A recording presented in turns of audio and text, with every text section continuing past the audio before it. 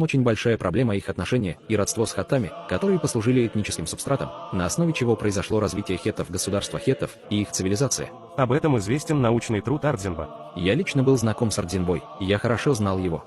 Если бы он имел размаха, ему следовало сделать все это и установить истину. Но он был поверхностной личностью. У него имеется определенный труд, посвященный к этому вопросу. Это о ритуалах. Я сам присутствовал, он защитил докторскую диссертацию по теме религиозные ритуалы и церемонии. Он сам не справился, не смог осилить тему проблемы хаттов, потом наверх проблема кашков и проблема Абишла. Вот он должен был решать сперва эти проблемы, а потом этногенез. Я хорошо знал его и не следовало требовать от него осилить тему этногенеза. Он не был человеком большого размаха. Затем, плюс к этому он не был ученым по призванию.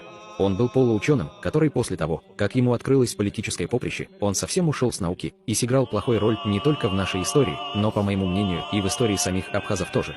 Я уверен, что напоследок так и будет.